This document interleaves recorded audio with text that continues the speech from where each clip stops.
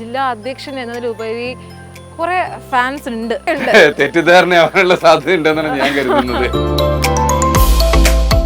ശുദ്ധ സാത്വിക പ്രേമ അപ്പനെ കാര്യക്ക ആധാർഹം എന്നുള്ളതാണ്. പക്ഷേ ഈ ജിമ്മൻ ചേട്ടനെയാണ് ഇപ്പൊ ആരാധകർ ഇങ്ങനെ തിരയുന്നത്. അയ്യോ സിനിമയിൽ അഭിനയിച്ചുകൂടെ, സിനിമയ്ക്ക് പറ്റിയ ഫേസ് ആണല്ലോ, അങ്ങനെയൊക്കെ ആരെങ്കിലും പറഞ്ഞിട്ടുണ്ടോ? സംഘം ഊതിക്കാച്ചിയ പൊന്നെ എന്ന് പറയുന്നതിൽ ചെറിയ തെറ്റ് ഞാൻ മനസ്സിലാക്കാം. പാലക്കാട് എടുത്ത് നോക്കിക്കഴിഞ്ഞാൽ പ്രസിഡന്റ് ആവാൻ യോഗ്യത, എന്നേക്കാൾ യോഗ്യതയുള്ള ആയിരക്കണക്കിന് ആളുകളുണ്ട്. സന്ദീപ് വാര്യരുമായിട്ടുള്ള ഒരു സൗഹൃദം ഇപ്പൊ എങ്ങനെയുണ്ട്? എൻ്റെ അമ്മയും ഞാൻ ഒരുമിച്ച് ഒരേ കേസിൽ പ്രതിയായിട്ടുള്ള ആളാണ്. പാട്ടൊന്നും കേൾക്കേണ്ട ആവശ്യമില്ല. ഭാരത് മാതാക്ക് ചെയ്യുന്ന പറയുന്ന സമയത്ത് തന്നെ നമ്മുടെ ഉള്ളിൽ നിന്ന് ഒരു വികാരം വരുന്നുണ്ടല്ലോ. അതിന് ഇത്രയും വലിയ പാട്ടിൻ്റെ ആവശ്യമൊന്നുമില്ല. നമസ്കാരം. ഇന്ന് സോഷ്യൽ മീഡിയ തിരയുന്നൊരു പേര് പാലക്കാടിൻ്റെ യുവരക്തം. ഈ ചെറുപ്പക്കാരുടെ ഇടയിൽ ഈ കേരള രാഷ്ട്രീയത്തിലെ ക്ഷുഭിത യൗവനം എന്നൊക്കെ വേണമെങ്കിൽ വിശേഷിപ്പിക്കാം. മറ്റാരുമല്ല, BJPയുടെ പാലക്കാട് ജില്ലാ അധ്യക്ഷനായിട്ടുള്ള പ്രശാന്ത് ശിവനാണ് ഇന്ന് നമ്മോടൊപ്പം അതിഥിയായി ചേരുന്നത്. നമസ്കാരം.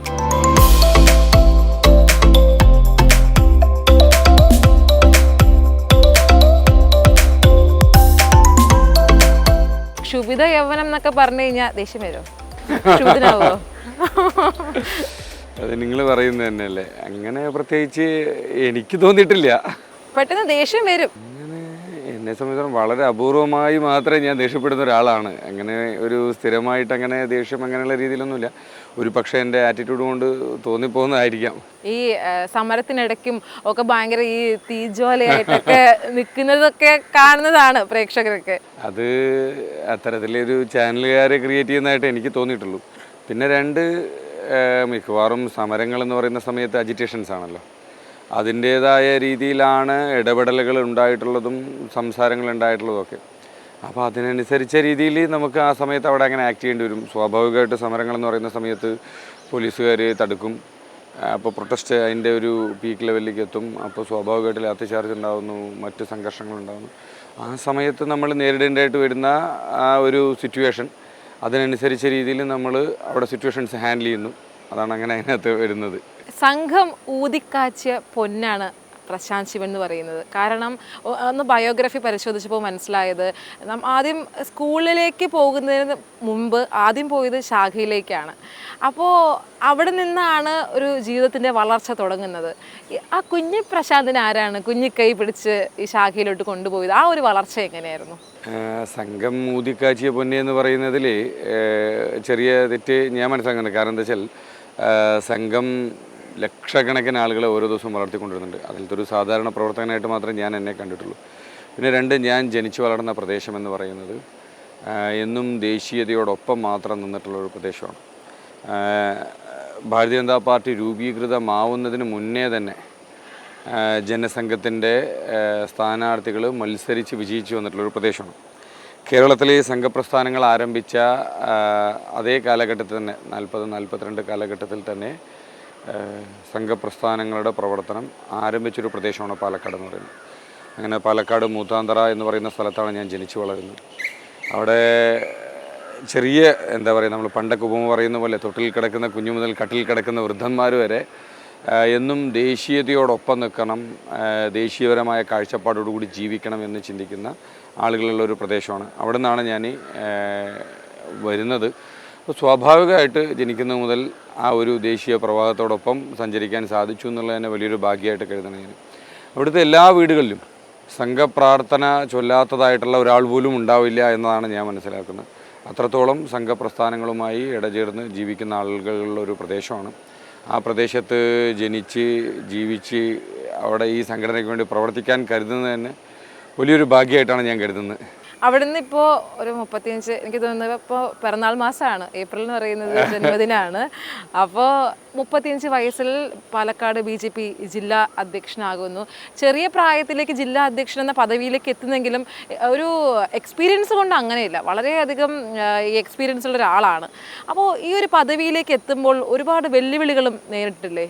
സ്വാഭാവികമായിട്ട് ഏതൊരു സംഘടനാ ഉത്തരവാദിത്വം എന്ന് പറയുന്നത് അത് വെല്ലുവിളികൾ നിറഞ്ഞ കാലഘട്ടം തന്നെ. അത് ഏത് സംഘടനയിൽ പ്രവർത്തിക്കുന്ന സമയത്തും നമ്മൾ ഏറ്റെടുക്കുന്ന ഉത്തരവാദിത്വങ്ങൾ നമ്മൾ നിറവേറ്റേണ്ടതായിട്ട് വരിക എന്ന് പറയുന്നത് വളരെയധികം വെല്ലുവിളികൾ നിറഞ്ഞൊരു സാഹചര്യമാണ്. പക്ഷേ ആ വെല്ലുവിളികളെ ഓരോന്നിനും നമ്മൾ അവസരമാക്കി മാറ്റിക്കഴിഞ്ഞു വെച്ചാൽ അത് നമുക്ക് നമ്മുടെ സംഘടനാ കഴിവ് പ്രദർശിപ്പിക്കുന്നതിനും അതോടൊപ്പം നമ്മുടെ സംഘടനയുടെ ആശയം മറ്റുള്ളവരിലേക്ക് എത്തിക്കുന്നതിനുള്ള ഒരു അവസരമാക്കി മാറ്റിക്കഴിഞ്ഞാൽ ഇതുപോലൊരു ഓപ്പർച്യൂണിറ്റി വേറെ ഇല്ല. അപ്പോൾ ഇത്തരത്തിലുള്ള വെല്ലുവിളികളെല്ലാം അവസരങ്ങളാക്കി മാറ്റുക എന്നുള്ളതാണ് ഞാൻ മനസ്സിലാക്കിയിരിക്കുന്നത്.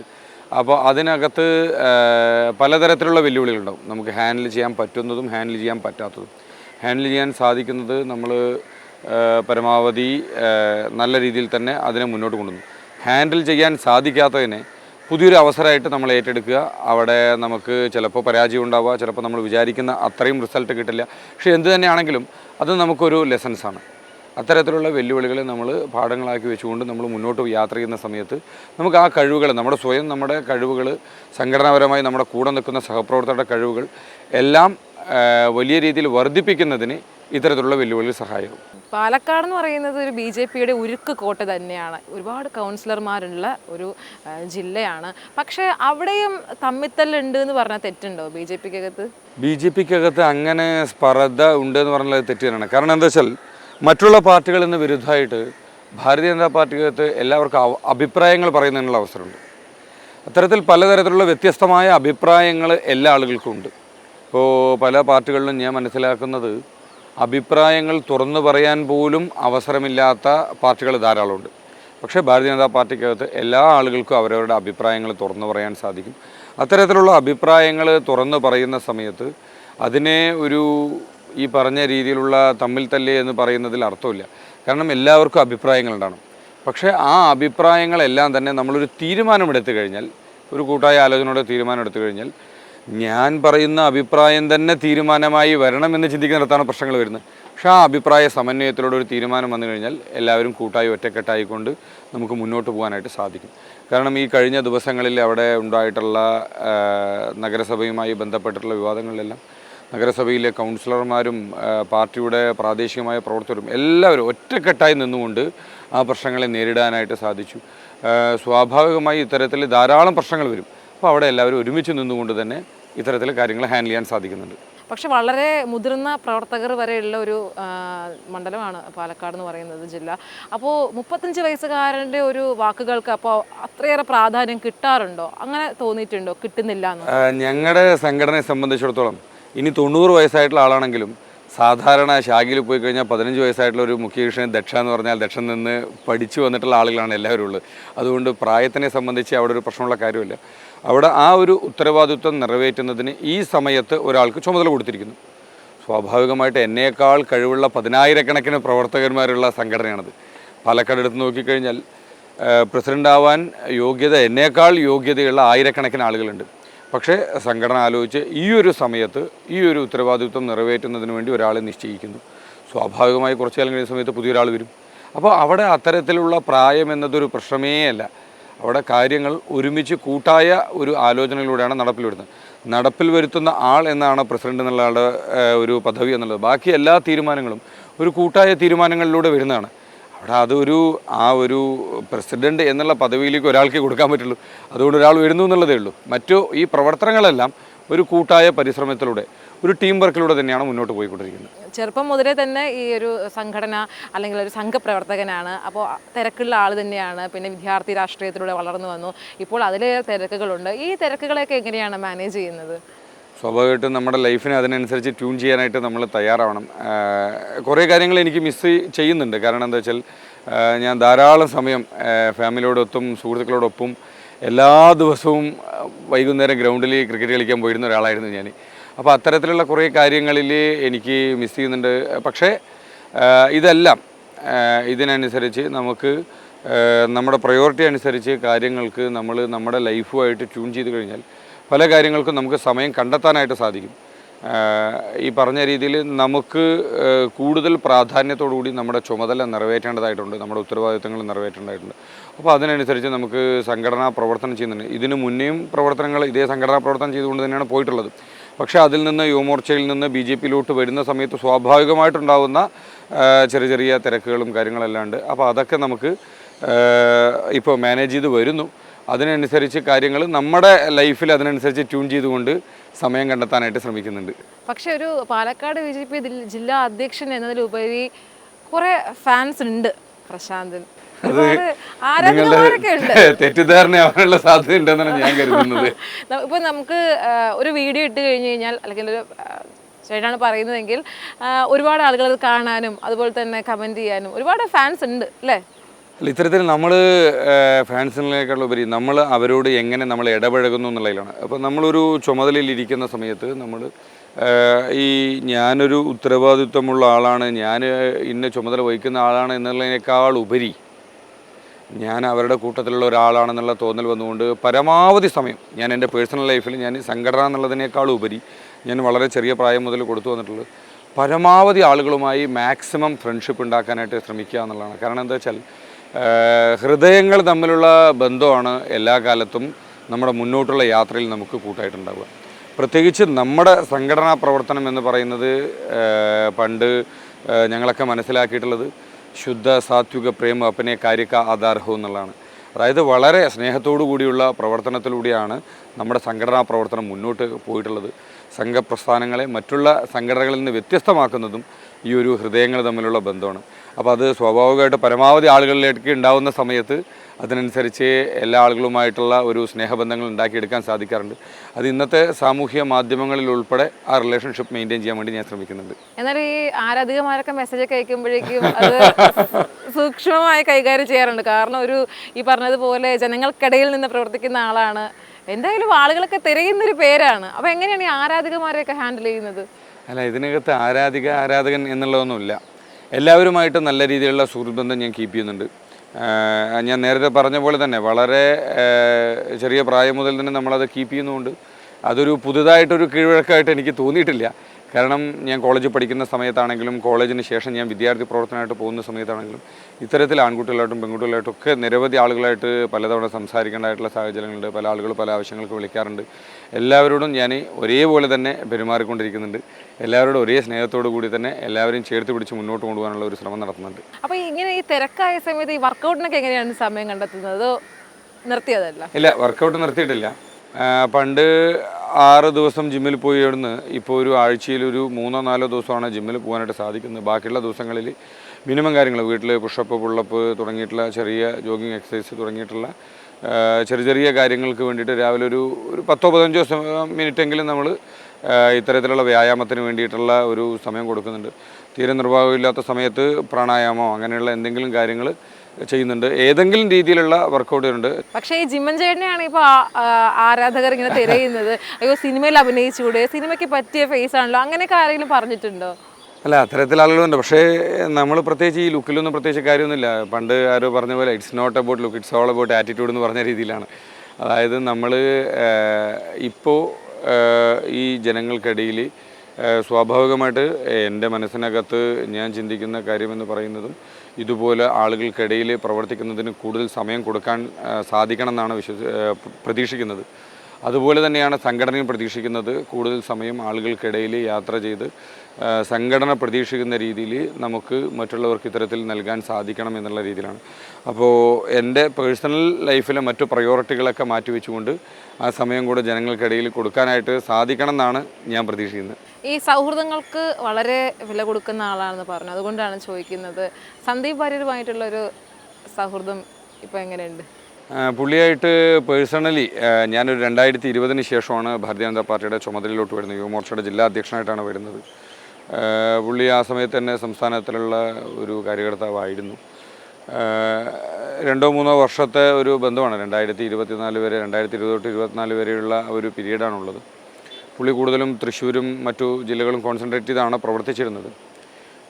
വ്യക്തിപരമായിട്ട് ഒരു 10-ൽ താഴെ ആളുമായിട്ട് സംസാരിക്കാനുള്ള ഈ 4 വർഷത്തിനിടയിലുള്ള സാഹചര്യം ഉണ്ടായിട്ടുള്ളൂ.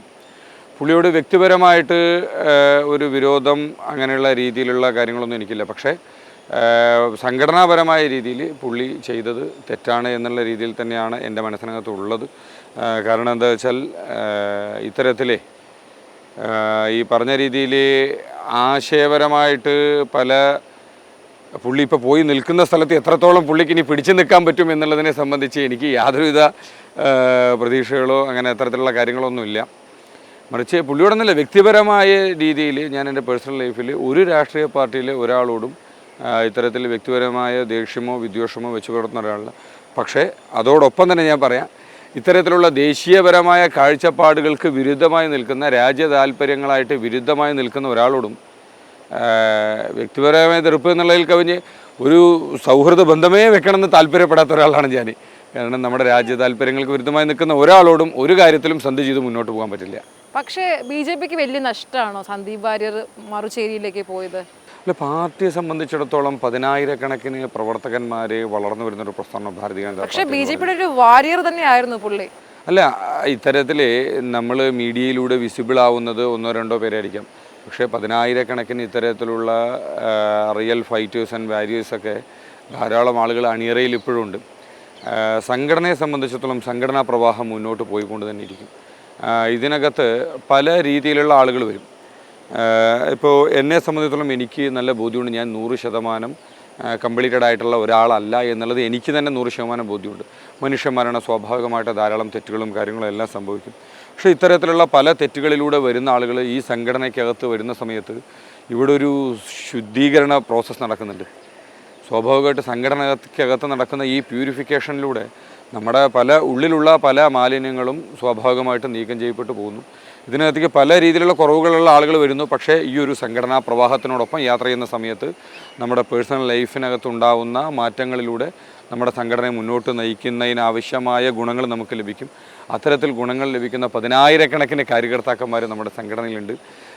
നമ്മുടെ സംഘടനയ്ക്ക് വേണ്ടിയിട്ട് ജീവൻ നൽകിയ ആളുകൾ, ജീവിതം നൽകിയ ആളുകൾ ഇന്നും കേരളത്തിലെ പല ജില്ലകളിലും നമ്മൾ നോക്കിക്കഴിഞ്ഞു വെച്ചാൽ ഒരു ഗ്രാമപഞ്ചായത്ത് മെമ്പർ പോലും ആവില്ല എന്ന് അവർക്ക് 100% ബോധ്യമുണ്ടായിട്ടും അവർ ഈ സംഘടനയ്ക്ക് വേണ്ടി കൊടുത്തിട്ടുള്ള എഫേർട്ട് എന്ന് പറയുന്നത് അവരവരുടെ ജീവിതത്തിനകത്ത്, കാരണം പല ആളുകളും നമ്മുടെ സംഘടനയ്ക്കകത്ത് പ്രവർത്തിക്കുന്ന പല ആളുകളും അവരുടെ ദൈനംദിന ജീവിതത്തിനകത്ത് വളരെ തുച്ഛമായ വരുമാനമാണ് അവർക്ക് ലഭിക്കുന്നത്.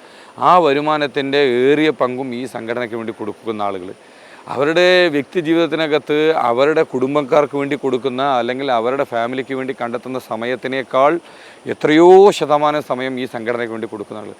അത്തരത്തിലുള്ള ആളുകളുടെ പ്രവർത്തനങ്ങളെയൊന്നും അങ്ങനെ ഒരു സെക്കൻഡ് കൊണ്ട് മറന്ന് പോകാനായിട്ട് സാധിക്കില്ല. എത്രയോ ആളുകൾ ഇന്ന് കണ്ണില്ലാതെ, കൈയില്ലാതെ, കാലില്ലാതെ ഈ സംഘടനയ്ക്ക് വേണ്ടി പ്രവർത്തിച്ചു എന്ന ഒറ്റ കാരണം കൊണ്ട് ജീവിതത്തിൽ നിന്ന് പലതും നഷ്ടമായ ആളുകൾ, പലതും ത്യജിക്കേണ്ടി വന്ന ആളുകൾ, അത്തരത്തിലുള്ള ആ ആളുകളാണ് നമ്മുടെ പ്രവർത്തനത്തെ മുന്നോട്ട് നയിക്കുന്ന സമയത്ത് നമ്മുടെ മനസ്സിനകത്ത് എന്നും ഉണ്ടാവേണ്ടതായിട്ടുള്ളൊരു കാര്യം. ഞങ്ങളെപ്പോലുള്ള ആളുകൾ എല്ലാവരും എല്ലാ ദിവസവും പ്രവർത്തനത്തിന് ഇറങ്ങുന്ന സമയത്ത് ഇത്തരത്തിലുള്ള ആളുകളുടെ ജീവിതത്തെ മുന്നിൽ വെച്ചുകൊണ്ടാണ് പ്രവർത്തിക്കാനായിട്ട് നമ്മൾ മുന്നോട്ട് പോകുന്നത്. അങ്ങനെ ചിന്തിക്കുന്ന സമയത്ത് നമ്മളിപ്പോൾ നൽകുന്ന സമയവും നമ്മളിപ്പോൾ നൽകുന്ന എനർജിയും നമ്മുടെ കയ്യിൽ നിന്ന് നിന്നിട്ടുള്ള നഷ്ടങ്ങളെന്നൊക്കെ പറയുന്നത് വളരെ വളരെ ചെറുതാണ്. കാരണം അപ്പുറത്ത് ഇതിൻ്റെ ഇരട്ടി കൊടുത്ത ആളുകളുണ്ട്. അങ്ങനെയുള്ള ആളുകളാണ് നമ്മുടെ പ്രവർത്തനത്തിൽ മുന്നോട്ടുള്ള പ്രേരണ എന്ന് പറയുന്നത്. പക്ഷേ പാലക്കാട് സന്ദീപ് വാര്യർക്ക് ആ സീറ്റ് കൊടുത്തിരുന്നെങ്കിൽ ചിലപ്പോൾ നിയമസഭയിൽ ജയിക്കുമായിരുന്നു എന്ന് തോന്നി. അങ്ങനെ വ്യക്തികളെ കണ്ട് വോട്ട് ചെയ്യുന്ന ആളുകളല്ല നമ്മുടെ പ്രസ്ഥാനത്തിലുള്ള ആളുകൾ. മറ്റു സംഘടനകളിൽ നിന്ന് വ്യത്യസ്തമായിട്ട് പ്രത്യേകിച്ച് കേരളത്തിലെ ആളുകൾ എന്ന് പറയുന്നത് ഞാൻ നേരത്തെ സൂചിപ്പിച്ചല്ലോ, ഒരു ഗ്രാമപഞ്ചായത്ത് മെമ്പർ പോലും ഇല്ലാതിരുന്ന സമയത്ത് പോലും ആ പഞ്ചായത്തിനകത്ത് ഇന്നും നമുക്ക് പഞ്ചായത്ത് മെമ്പർമാരില്ലാത്ത നിരവധി പഞ്ചായത്തുകളുണ്ട്. പക്ഷേ ആ പഞ്ചായത്തിനകത്ത് പ്രവർത്തിക്കുന്ന ആളുകളെല്ലാം തന്നെ അവർ ഈ സംഘടനയുടെ ആദർശത്തെ കണ്ടുകൊണ്ട് പ്രവർത്തിക്കുന്ന ആളുകളാണ്. ഒരു ഐഡിയോളജിയിൽ വിശ്വസിച്ചുകൊണ്ട് മുന്നോട്ട് പോകുന്ന ആളുകളാണ്. അവിടെ വ്യക്തി എന്നതൊരു പ്രശ്നമേ അല്ല. നാളെ ഈ സംഘടനയെ മുന്നോട്ട് നയിക്കുന്ന എത്ര വലിയ നേതാക്കന്മാർ പുറത്തു പോയാലും ഈ സംഘടനയിൽ വിശ്വസിച്ച് നിൽക്കുന്ന ആളുകൾ ഈ സംഘടനയ്ക്കകത്ത് തന്നെ ഉണ്ടാവും. അതിപ്പോൾ ഈ റീസെൻ്റായിട്ടുണ്ടായ വിഷയങ്ങളിലെല്ലാം നമ്മൾ കണ്ടിട്ടുള്ളതാണ്. കാരണം എന്താ വെച്ചാൽ പ്രവർത്തകരെ സംബന്ധിച്ചിടത്തോളം അവരുടെ മനസ്സിനകത്ത് ഒരു ആദർശത്തെ അവർ പ്രതിഷ്ഠിച്ചിട്ടുണ്ട്. ആ ആദർശത്തിന് വേണ്ടിയിട്ട് അവരുടെ ജീവിതത്തെ സ്വയം സമർപ്പിച്ച ആളുകളാണ് എല്ലാവരും. അവർക്കവിടെ വ്യക്തി എന്നുള്ളതിന് യാതൊരുവിധ പ്രാധാന്യമില്ല. അവർ ഈ ആദർശത്തിന് വേണ്ടി മുന്നോട്ട് നയിക്കുന്നു, അവർ ആ ആദർശത്തെ വേണ്ടി മുന്നോട്ട് പോകുന്നു. ആ ആദർശത്തെ എങ്ങനെയും ഗ്രാമാന്തരങ്ങളിലേക്ക് എത്തിക്കുന്നതിന് വേണ്ടിയിട്ട് ഞങ്ങളാൽ എന്തു കൊടുക്കാൻ സാധിക്കും അത് കൊടുത്തുകൊണ്ട് പ്രവർത്തിക്കുന്ന 10,000-കണക്കിന് ആളുകളാണ് ഓരോ ജില്ലകളിലും ഉള്ളത്. അപ്പോൾ അതുകൊണ്ട് അവർക്ക് വ്യക്തി എന്നതിന് യാതൊരുവിധ പ്രാധാന്യമില്ല. നാളെ ആരൊക്കെ തന്നെ ഈ സംഘടനയിൽ നിന്ന് പുറത്തു പോയാലും അവർ ഈ സംഘടനയുമായി ബന്ധപ്പെട്ട് വളരെ ശക്തമായി മുന്നോട്ട് ഈ ഒരു ആദർശത്തെ നമ്മുടെ ഗ്രാമങ്ങളിൽ എത്തിക്കുന്നതിന് വേണ്ടി ശക്തമായി മുന്നോട്ട് പോയിക്കൊണ്ടേയിരിക്കും. ചേട്ടൻ ഈ വളർന്നു വന്ന ഒരു പാത നോക്കുകയാണെങ്കിൽ ഒരുപാട് കേസുകളും ഇതിനോടൊക്കെ തന്നെ ഉണ്ടായിട്ടുണ്ട്. അപ്പോൾ എപ്പോഴെങ്കിലും വീട്ടുകാർ പറഞ്ഞിട്ടുണ്ടോ വേണ്ട ഈ പ്രസ്ഥാനം വേണ്ട, നമുക്ക് പഠിത്തത്തിലേക്ക് കോൺസെൻട്രേറ്റ് ചെയ്യാം, അല്ലെങ്കിൽ ഇതൊക്കെ മതിയാക്കാമെന്ന് പറഞ്ഞിട്ടുണ്ടോ? ഞാൻ നേരത്തെ സൂചിപ്പിച്ചല്ലോ, ഞാൻ ജനിച്ചു വളർന്ന പ്രദേശമെന്ന് പറയുന്നത് ഇത്രത്തോളം സംഘപ്രസ്ഥാനങ്ങളെ സ്വന്തം കുടുംബക്കാരേക്കാൾ സ്നേഹിക്കുന്നൊരു പ്രസ്ഥാനമാണ് മൂത്താന്തറ എന്ന് പറയുന്നത്. അവർക്ക് അവരുടെ കുടുംബത്തിലുള്ള ആളുകളേക്കാൾ സ്നേഹം ഈ ആദർശത്തിനോട് കൊടുത്ത് ജീവിക്കുന്ന വലിയൊരു സമൂഹമുണ്ട്. അവരുടെ പാത പിന്തുടർന്നുകൊണ്ട് ഈ സംഘടനയിൽ വന്ന ആളാണ് ഞാനെന്ന് പറയുന്നത്. അതുകൊണ്ട് ഇത്തരത്തിലുള്ള നിരവധി പ്രതിസന്ധികളെ തരണം ചെയ്യേണ്ടതായിട്ട് വന്നിട്ടുണ്ട്. ഇതുപോലുള്ള കേസുകളുടെ എണ്ണം നോക്കുന്ന സമയത്ത് നമ്മൾ നേരത്തെ പറഞ്ഞ പോലെ സോഷ്യൽ മീഡിയയ്ക്കകത്തും ചാനൽ ചർച്ചകളിലും മാത്രം നമ്മൾ കറങ്ങി നടന്നു കഴിഞ്ഞു വെച്ചാൽ ഇത്തരത്തിലുള്ള പൾസുകളൊന്നും മനസ്സിലാക്കാൻ സാധിക്കും. ഞാൻ അങ്ങനെ പോകുന്നത് തെറ്റാണെന്നല്ല പറയുന്നത്. അതോടൊപ്പം നമ്മൾ ഗ്രൗണ്ടിൽ ഇറങ്ങി പ്രവർത്തിക്കുന്ന സമയത്ത് ധാരാളം കേസുകൾ വരും. എനിക്ക് കേസുകളെ വന്നിട്ടുള്ളൂ. ഞങ്ങളുടെ നിരവധി പ്രവർത്തകർക്ക് ആ ഗ്രാമം വിട്ട് പോകേണ്ടതായിട്ട് വന്നിട്ടുണ്ട്. സ്വന്തം കുടുംബക്കാരെ വിട്ട് ജീവിക്കേണ്ടതായിട്ടുള്ള സാഹചര്യമുണ്ട്. 3-4 വർഷങ്ങളോളം സ്വന്തം വീട്ടിലേക്ക് ഒന്ന് അച്ഛനും അമ്മയെ കാണാൻ പോലും സാധിക്കാതെ ഈ സംഘടനാ പ്രവർത്തനം ചെയ്യേണ്ടി വന്ന നിരവധി സ്വയം സേവകർ നമ്മുടെ സംഘടനയ്ക്കകത്തുണ്ട്. സ്വന്തം കുടുംബാംഗങ്ങളോടൊപ്പം ഒരു ദിവസം രാത്രിയെങ്കിലും ഒന്ന് സമാധാനത്തോടെ ഉറങ്ങണമെന്ന് ആഗ്രഹിച്ച് നിൽക്കുന്ന ധാരാളം ആളുകളുണ്ട്. ഇത്തരത്തിലുള്ള ആളുകളെ നോക്കുന്ന സമയത്ത് ഞങ്ങളെപ്പോലുള്ള പ്രവർത്തകർക്ക് വരുന്ന കേസ് എന്നൊക്കെ പറയുന്നത് വളരെ ഈ സംഘടനയ്ക്ക് വേണ്ടി ചെയ്തിട്ടുള്ള വളരെ ചെറിയൊരു മിനിമം കാര്യങ്ങളാണ് കേസുകളെന്നൊക്കെ പറയുന്നത്. പിന്നെ കേസുകളെ സംബന്ധിച്ച് നോക്കുകയാണെങ്കിൽ എൻ്റെ അച്ഛൻ സ്വാഭാവികമായിട്ട് ഈ സംഘടനാ പ്രവർത്തനത്തിൽ പ്രവർത്തിച്ചുകൊണ്ടിരുന്ന സമയത്ത് കേസിൽ പ്രതിയായിട്ടുള്ള ആളാണ്. എൻ്റെ അമ്മയും ഞാൻ ഒരുമിച്ച് ഒരേ കേസിൽ പ്രതിയായിട്ടുള്ള ആളാണ്. ഒരു മുനിസിപ്പൽ ചെയർമാൻ ഉപരോധിച്ച് ബന്ധപ്പെട്ട് കാര്യങ്ങൾ വന്നുകൊണ്ട്. പക്ഷേ സംഘടനയ്ക്ക് വേണ്ടി ഇത്തരത്തിലുള്ള കേസുകളെല്ലാം പ്രതിയാവുന്ന സമയത്ത് ഇനിയും ധാരാളം സമയം സംഘടനയ്ക്ക് കൊടുക്കുവാനായിട്ട് എനിക്ക് സാധിക്കണമെന്ന് മാത്രമാണ് എൻ്റെ മനസ്സിനകത്ത് തോന്നിയിട്ടുള്ള കാര്യങ്ങൾ. കുറച്ച് മുന്നേ പറഞ്ഞു ഈ ഹൃദയം കൊണ്ട് സംവദിക്കുക എന്നുള്ള കാര്യം. എങ്ങനെയാണ് വിവാഹ ജീവിതത്തിലേക്ക് വന്നത്? ഇതുപോലെ ഹൃദയം കൊണ്ട് സംവദിച്ച് പ്രണയവിവാഹമായിരുന്നില്ലേ? എൻ്റെ കല്യാണം ഒരു പ്രണയവിവാഹം തന്നെയായിരുന്നു. ഞാൻ അറിഞ്ഞില്ല കേട്ടോ, വെറുതെ ആ ഒരു മാനറിസം കണ്ടപ്പോഴേക്കും വെറുതെ വന്നിട്ട് നോക്കിയതാണ് അങ്ങനെയാണോ എന്നറിയാൻ വേണ്ടിയിട്ട്. എൻ്റെ വൈഫിൻ്റെ ഏട്ടൻ ബ്രദർ എൻ്റെ ജൂനിയറായിട്ട് കോളേജിൽ പഠിച്ചതായിരുന്നു. പിന്നീട് അതിനുശേഷം ആളെ കണ്ടു. കുറച്ചു കാലം പ്രണയത്തിൽ തന്നെ ആയിരുന്നു. അപ്പോഴും ഞാൻ വിദ്യാർത്ഥി പ്രമുഖമായിരുന്ന സമയത്ത് കോളേജ് വിദ്യാർത്ഥികളുടെ പരിപാടിക്കെല്ലാം വരാറുണ്ടായിരുന്നു. പിന്നെ അതിനുശേഷം 2 വീട്ടുകാരും സംസാരിച്ചു, 2 വീട്ടുകാരും വില്ലിങ് ആയി. അങ്ങനെ വളരെ പെട്ടെന്നൊരു സഡനായിട്ടാണ് ഒരു കല്യാണം ഒരു ദിവസം കൊണ്ടൊക്കെ തീരുമാനിച്ച് കല്യാണം കഴിക്കേണ്ടി വന്നതാണ്. 2017 കല്യാണം. 2 കുട്ടികളുണ്ട് ഇപ്പോൾ. മൂത്ത ആൾക്ക് 6 വയസ്സായി, 1ാം ക്ലാസ്സിൽ പഠിക്കുന്നു. രണ്ടാമത്തെ ആൾക്ക് 3 വയസ്സായി.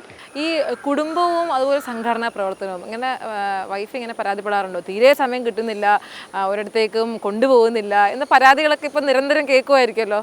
അല്ല, അത് സ്വാഭാവിക കുടുംബത്തിനകത്ത് നിൽക്കുന്ന ആളുകളെ സംബന്ധിച്ചിടത്തോളം അവരോടൊപ്പം പരമാവധി സമയം നമ്മൾ സ്പെൻഡ് ചെയ്യണമെന്നാണ് അവർ പ്രതീക്ഷിക്കുന്നത്. പക്ഷേ ഞാൻ മനസ്സിലാക്കുന്നത് എൻ്റെ വൈഫ് എന്ന് പറയുന്നത് എന്നെ ഇത്രത്തോളം മനസ്സിലാക്കിയിട്ടുള്ള വേറൊരാളില്ല എന്നുള്ളതാണ്. ഭയങ്കര അഡ്ജസ്റ്റബിളായിട്ട് ഒരു പക്ഷേ നമുക്ക് കൂടുതൽ കാര്യങ്ങൾ ചെയ്യാനായിട്ട് നമുക്ക് സാധിക്കുന്നത് ഇത്തരത്തിൽ ഫാമിലിയിൽ നിന്ന് കിട്ടുന്ന സപ്പോർട്ടോടു കൂടിയാണ്. നല്ല സപ്പോർട്ടീവാണ്.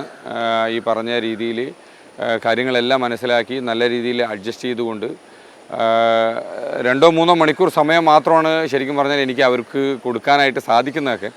പക്ഷേ അതിൽ പോലും അവർ 100% സാറ്റിസ്ഫൈഡ് ആണെന്നല്ല, പക്ഷേ നമ്മുടെ ഈ ഒരു പ്രവർത്തനം ചെയ്യണം എന്നുള്ള രീതിയിലുള്ള എൻ്റെ ആഗ്രഹത്തിനോട് 100% സപ്പോർട്ടീവായി നിൽക്കുന്നുണ്ട്. ഈ RSS ക്യാമ്പുകൾ പലപ്പോഴും പുറമേ നിന്ന് ചില ആളുകൾ പറയുന്നത് അവിടെ ആയുധ പരിശീലനം അതുപോലുള്ള കാര്യങ്ങളാണ് നടക്കുന്നതെന്നാണ് പറയുന്നത്. ഇപ്പോൾ മാർവാനീസിൽ അങ്ങനെ ഒരു സംഭവം ഉണ്ടായി. അവിടെ ക്യാമ്പ് നടക്കുമ്പോഴേക്കും അങ്ങനെയാണ് ചില മാധ്യമങ്ങൾ റിപ്പോർട്ട് ചെയ്തത്. അതിനെപ്പറ്റി എന്താണ് പറയുക? എന്താണ് ഈ RSS ക്യാമ്പുകളിൽ നടക്കുന്നത്? അല്ല, സംഘത്തിൻ്റെ ശിബിരം എന്ന് പറയുന്നത് ഇന്നോ ഇന്നലെയോ ആരംഭിച്ചതല്ല. സംഘം ആരംഭിച്ച് കുറച്ച് വർഷം കഴിയുന്നതോടുകൂടി തന്നെ സംഘത്തിൻ്റെ പരിശീലന ശിബിരങ്ങൾ ആരംഭിച്ചിരുന്നു. സംഘടനാ പ്രവർത്തനത്തിൽ പ്രവർത്തകർക്ക് കാര്യകർത്തൃ വികാസം നൽകുന്നതിന് വേണ്ടിയിട്ടാണ് ഇത്തരത്തിലുള്ള പരിശീലന ശിബിരങ്ങളെല്ലാം തന്നെ ആരംഭിക്കുന്നത്. ഇത്തരത്തിൽ ഒളി ക്യാമറ വെച്ചുകൊണ്ട് മതിലിൻ്റെ മേലെ കയറി ഇത്തരത്തിൽ റിസ്ക് എടുത്ത് ഷൂട്ട് ചെയ്യേണ്ട ആവശ്യമൊന്നുമില്ല. ഇത്തരത്തിലൊക്കെ ചെയ്യുന്ന ആളുകൾ ഡയറക്റ്റായിട്ട് സംഘശിബിരത്തിനകത്തേക്ക് വന്നു കഴിഞ്ഞാൽ അവർക്ക് ഷൂട്ട് ചെയ്ത് പോകാനുള്ള എല്ലാവിധ സംവിധാനങ്ങളും സൗകര്യങ്ങളുണ്ട്. ഇതൊരു നിഗൂഢമായി പ്രവർത്തിക്കുന്ന ഒരു സംഘടനയല്ല രാഷ്ട്രീയ സ്വയംസേവക സംഘം എന്ന് പറയുന്നത്. പണ്ട് കാലത്തൊക്കെ പറഞ്ഞ് കേട്ടിട്ടുണ്ട്, ധാരാളം ആളുകൾ സംഘത്തെക്കുറിച്ച് പഠിക്കുന്നതിന് വേണ്ടി വന്നു, സംഘസ്ഥാനിലോട്ട് വന്നു. സംഘസ്ഥാനിൽ വന്ന് അവിടെ വന്ന് നോക്കുന്നുണ്ട്. അവിടെ കുറേ പേര് വരുന്നുണ്ട്, ഒരുമിച്ച് നിൽക്കുന്നുണ്ട്, വ്യായാമം ചെയ്യുന്നുണ്ട്, കളിക്കുന്നുണ്ട്. അത് കഴിഞ്ഞാൽ ദേശഭക്തി ഗാനങ്ങൾ പാടുന്നുണ്ട്. അത് കഴിഞ്ഞാൽ ഒരുമിച്ചിരിക്കുന്നുണ്ട്. നല്ല കഥകൾ, നമ്മുടെ പുരാണങ്ങളിലെയും ചരിത്രങ്ങളിലെയും എല്ലാം പ്രേരണാദായകമായ നിരവധി ബോധകഥകൾ കേൾക്കുന്നുണ്ട്. അത് കഴിഞ്ഞു എല്ലാവരും ഒരുമിച്ച് നിന്ന് പ്രാർത്ഥന പാടുന്നുണ്ട്, തിരിച്ചു പോകുന്നുണ്ട്. ഇതെന്താണെന്ന് പഠിക്കുന്നതിന് വേണ്ടി വന്ന് അവസാനം സംഘത്തിൻ്റെ മുഴുവൻ സമയ പ്രവർത്തകരായ ആളുകൾ വരെയുള്ള അനുഭവങ്ങൾ നമ്മുടെ മുൻപിലുണ്ട്. അപ്പോൾ അതുകൊണ്ട് ഞാൻ നേരത്തെ പറഞ്ഞ പോലെ ഇതൊരു രഹസ്യ സ്വഭാവത്തോടു കൂടി നിഗൂഢതകളോട് പ്രവർത്തിക്കുന്ന സംഘടനയല്ല. ഈ സംഘടന എന്ന് പറയുന്നത് 100% ട്രാൻസ്പെറൻ്റ് ആണ്. ആർക്ക് എപ്പോൾ വേണമെങ്കിലും വരാവുന്നതാണ്. ഞങ്ങളെ സംബന്ധിച്ചിടത്തോളം 2 രീതിയിലുള്ള കോൺസെപ്റ്റ്. ഒന്ന്, ഇന്നത്തെ സ്വയം സേവരായിട്ടുള്ള ആളുകളും, 2, നാളെ സ്വയം സേവരാവേണ്ട ആളുകളും എന്നുള്ള രീതിയിലാണ്. അപ്പോൾ അതുകൊണ്ട് ഇത്തരത്തിലുള്ള പരിശീലന ശിബിരങ്ങളിൽ ഇതുപോലുള്ള ഒളിക്യാമറ വെച്ച് എടുക്കേണ്ട ആവശ്യമൊന്നുമില്ല. എല്ലാവർക്കും എപ്പോൾ വേണമെങ്കിലും വരാവുന്ന ഒരു സംഘടനയാണ്. സംഘത്തിൻ്റെ പരിശീലന ശിബിരങ്ങളിൽ നടക്കുന്നതെന്ന് വെച്ചാൽ കാര്യകർത്തൃ വികാസമാണ്. അതായത് വരുന്ന ആളുകൾക്കുള്ള ട്രെയിനിങ് ചെയ്തുകൊണ്ട് അവരുടെ കാര്യകർത്താവ് എന്നുള്ള രീതിയിൽ അവരുടെ ഒരു വികാസത്തിന് വേണ്ടിയിട്ടുള്ള കാര്യങ്ങളാണ്. മാൻ മേക്കിംഗ് പ്രൊസീജിയറാണ് സംഘത്തിൻ്റെ ശാഖകളിലൂടെ നടന്നു വരുന്നത്. വ്യക്തിവികാസം അത് ശാരീരികമായി, മാനസികമായി, ബൗദ്ധികമായി അങ്ങനെ മുഴുവൻ തലങ്ങളിലുമുള്ള ഒരു വ്യക്തിത്വ വികാസ കേന്ദ്രമാണ് സംഘത്തിൻ്റെ ശാഖകൾ എന്ന് പറയുന്നത്. ആ വ്യക്തിത്വ വികാസത്തിന് വേണ്ടിയിട്ടുള്ള പരിശീലനങ്ങളാണ് പരിശീലന ശിബിരങ്ങളിലൂടെ നടക്കുന്നത്. അപ്പോൾ അതിനകത്ത് വേറൊന്നും മറച്ചോ ഒളിച്ചോ വെക്കേണ്ട കാര്യമില്ല. ഞാൻ പറയുന്നത് നമ്മൾ 100% എല്ലാ ആളുകളെയും സ്വാഗതം ചെയ്യണം. കാരണം എന്ന് വെച്ചാൽ സംഘത്തിൻ്റെ ശാഖയിലോട്ട് വരിക, കരയിൽ നിന്ന് നീന്തൽ പഠിക്കുന്ന പോലെയല്ലോ, വെള്ളത്തിലിറങ്ങി കഴിയുമ്പോഴാണ് നീന്തലിനെ കുറിച്ച് അറിയുന്നത്. അതുപോലെ സംഘത്തിൻ്റെ ശാഖയിൽ വന്ന് ഇത്തരത്തിൽ എല്ലാ ദിവസവും ശാഖകളിൽ വരുന്നതിലൂടെ ഇത്തരത്തിലുള്ള ദേശഭക്തി നമ്മുടെ ഉള്ളിലുള്ള പല കാര്യങ്ങളും നമുക്ക് മോൾഡ് ചെയ്തെടുക്കാനും എല്ലാം സാധിക്കും. ഒരു RSS പ്രവർത്തകൻ എന്ന നിലയിൽ പെട്ടെന്ന് ഒരു പാട്ട് കേൾക്കുമ്പോൾ രോമാഞ്ചം ഉണ്ടാവുകയാണെങ്കിൽ അത് ഏത് പാട്ടായിരിക്കും? പാട്ടൊന്നും കേൾക്കേണ്ട ആവശ്യമില്ല. ഭാരത് മാതാ കി ജയ് എന്ന് പറയുന്ന സമയത്താണ് നമ്മുടെ ഉള്ളിൽ നിന്നൊരു വികാരം വരുന്നുണ്ടല്ലോ. അതിന് ഇത്രയും വലിയ പാട്ടിൻ്റെ ആവശ്യമൊന്നുമില്ല. മറ്റുള്ള സംഘടനകളിൽ നിന്ന് വ്യത്യസ്തമായിട്ട് ഈ സംഘപ്രസ്ഥാനങ്ങളിൽ പ്രവർത്തിക്കുവാനുള്ള 10,000-കണക്കിന് ആളുകളുടെ പ്രേരണ എന്ന് പറയുന്നതും ഇവിടെ വ്യക്തിയധിഷ്ഠിതമായിട്ടല്ല ഈ സംഘടനയുടെ പ്രവർത്തനം എന്ന് പറയുന്നത്. അത് രാവിലെ മുതൽ തുടങ്ങുന്ന പ്രാതസ്മരണയാണെങ്കിലും ഏറ്റവും അവസാനം വരെയുള്ള കാര്യങ്ങൾ നമ്മൾ നോക്കിക്കഴിഞ്ഞാൽ ഈ ഭാരതത്തെ പൂജിക്കുക, ഭാരതവുമായി ബന്ധപ്പെട്ട നാഷണാലിറ്റി എന്നുള്ളത് മാത്രമാണ്. അത് നമ്മുടെ എല്ലാവർക്കും വ്യക്തിപരമായി അവരുടെ ജീവിതത്തിനോട്, പേഴ്സണൽ ലൈഫിനോടൊരു കമ്മിറ്റ്മെൻറ്റ് വേണം. അതോടൊപ്പം നമ്മുടെ ഫാമിലിയോടൊരു കമ്മിറ്റ്മെൻറ്റ് വേണം. പക്ഷേ നമ്മൾ ഇത്തരത്തിലുള്ള സംഘപ്രസ്ഥാനങ്ങളും മറ്റുള്ളവരിൽ നിന്നൊക്കെ വ്യത്യസ്തമെന്ന് നമ്മുടെ വ്യക്തി ജീവിതത്തിനോടും നമ്മുടെ കുടുംബജീവിതത്തിനോടും ഒപ്പം ഉള്ളതോടൊപ്പം തന്നെ ഈ രാഷ്ട്രത്തിനോട് കൂടി ഒരു കമ്മിറ്റ്മെൻറ്റ് വേണമെന്നുള്ള ഒരു ചിന്തയാണ്. അത്തരത്തിലൊരു കമ്മിറ്റ്മെൻറ്റ് തോന്നിക്കുന്ന പ്രസ്ഥാനത്തിൻ്റെ ചെറിയ ഒരു സാധാരണ പ്രവർത്തകനായി പ്രവർത്തിക്കാൻ സാധിച്ചു തന്നെ ജീവിതത്തിലെ ഏറ്റവും വലിയ ഭാഗ്യമായിട്ടാണ് കരുതുന്നത്. ഇതാണ് പ്രേക്ഷകർ തിരയുന്ന പ്രശാന്ത് ശിവൻ്റെ ഒരു ജീവിതം എന്ന് പറയുന്നത്. ഏതായാലും ഇനിയും വലിയ ഉയരങ്ങളിലെത്തട്ടെ. ഈ പറഞ്ഞതുപോലെ ഇനിയും മറ്റ് പദവികളിലും വഹിക്കാൻ ഇടയാവട്ടെ എന്ന് ആശംസിക്കുന്നു. വളരെയധികം നന്ദി ഇത്രയും സമയം നമ്മോടൊപ്പം ചിലവഴിച്ചതിന്.